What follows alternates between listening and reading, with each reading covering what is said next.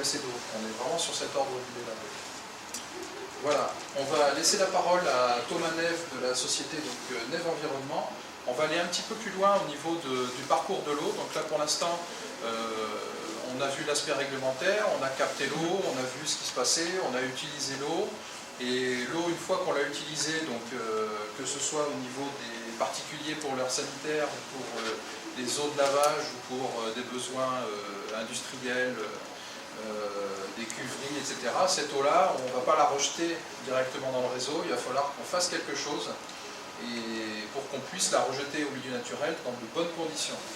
Donc je laisse la parole à Thomas. Merci.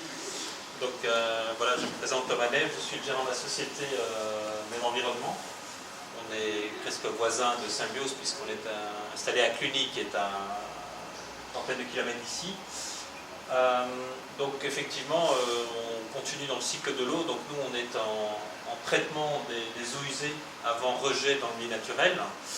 Et pourquoi est-ce qu'on en est arrivé là? C'est que, en fait, le milieu naturel, d'une manière générale, est un pouvoir épurateur. Donc un cours d'eau, c'est la première station d'épuration que la nature, bien sûr, a développée. Et donc pourquoi est-ce qu'un cours d'eau est un milieu d'épuration? Parce que vous avez toujours de l'air à la surface, au contact avec la surface de l'eau.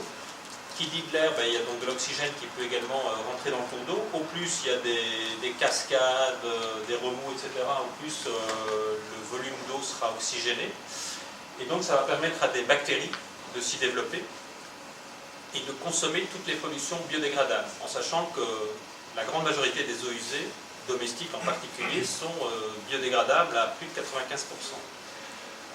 Le problème, donc les bactéries vont se nourrir de cette pollution, ont un cycle de vie, puis vont finir par mourir ces bactéries, ils vont décanter au fond et former les vases du cours d'eau ou du lac. Le problème, c'est qu'avec le développement de nos sociétés, si tout le monde rejetait des eaux non traitées dans les cours d'eau, en fait, on va très vite eutrophier en fait, les cours d'eau, c'est-à-dire qu'en fait, il y aura tellement de pollution que les bactéries il y a une croissance exponentielle et donc vont consommer tout l'oxygène. En fait, c'est ça qui va être la limite, c'est qu'en fait, les cours d'eau meurent en fait, tout simplement parce qu'il n'y a plus assez d'oxygène pour les bactéries et donc pour le reste de la faune, pour les poissons, pour les autres animaux qui vivent dans le cours d'eau. Et donc, si un grand cours d'eau et qu'il y a une petite pollution biodégradable, en fait, on peut dire d'un point de vue global au niveau environnemental, en fait, le cours d'eau il va très bien faire son boulot. Mais donc, voilà, les sociétés, et en particulier les sociétés industrialisées, ont, depuis maintenant à peu près un siècle, commencé à mettre des réglementations pour imposer en fait un traitement des eaux usées avant le rejet dans le milieu naturel. Et je vous parlais des cours d'eau, en fait la première station d'épuration que l'homme a inventée sans le savoir, c'est le moulin à eau. Donc ce que des scientifiques ont observé il y a à peu près un siècle en étudiant réellement la qualité de l'eau sur des cours d'eau, c'est que l'eau après un moulin était plus propre qu'en amont. Simplement parce que le moulin donc, accentue ce phénomène d'aération du volume d'eau et donc va permettre, c'est une petite station d'épuration sans que c'était le but initial.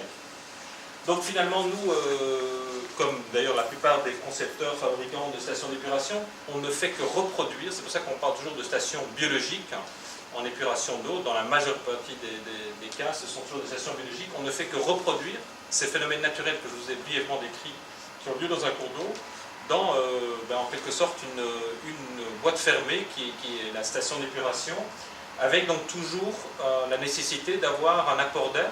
Donc vous avez toujours des systèmes d'aération sur les stations d'épuration qu'on qualifie d'aérobie puisqu'il y a un apport d'air extérieur. Donc le plus simple c'est la lagune, vous avez vu une grande lagune, donc là c'est simplement le vent et l'air ambiant qui vont amener l'air. Vous pouvez aérer la surface de la lagune avec des aérateurs.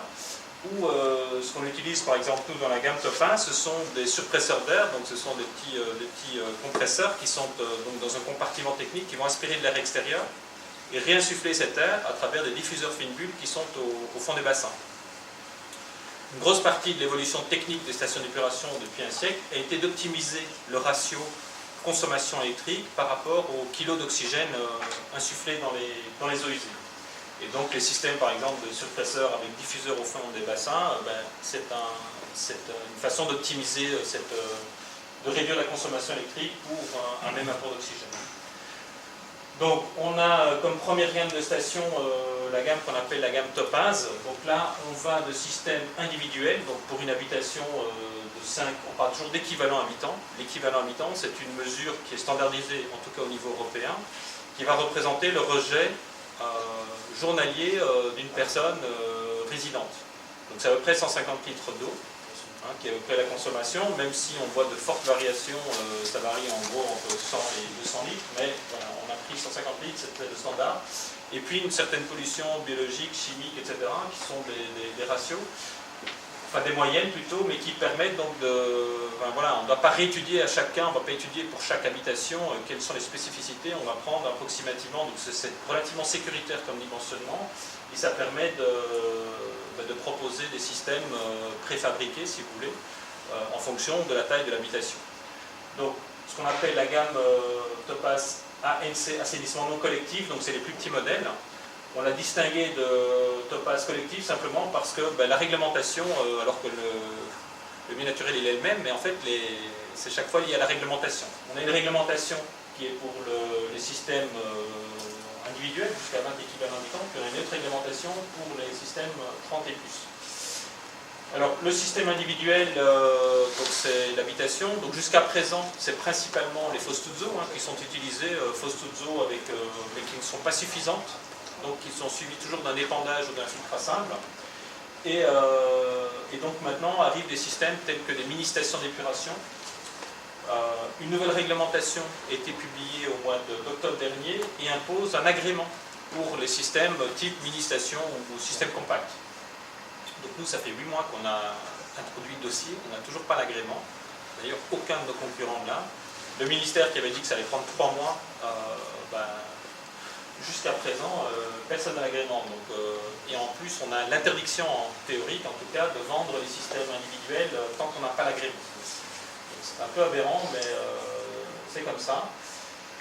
Voilà. Et puis ensuite, les systèmes collectifs. Donc là, on a une réglementation qui est assez simple, en fait, enfin c'est simple sur le principe, c'est-à-dire qu'il y a une imposition de performance. On dit, voilà, pour pouvoir rejeter dans le milieu naturel, voilà les performances épuratoires qui sont attendues. Et c'est au maître d'ouvrage, en fait, de s'assurer, avec le maître d'œuvre, bien sûr, ou le bureau d'études qui l'accompagne, de veiller à ce que le système qui lui est proposé offre les garanties pour permettre de traiter cela, en sachant que le maître d'œuvre et le maître d'ouvrage ont quand même une responsabilité importante, c'est quant au dimensionnement.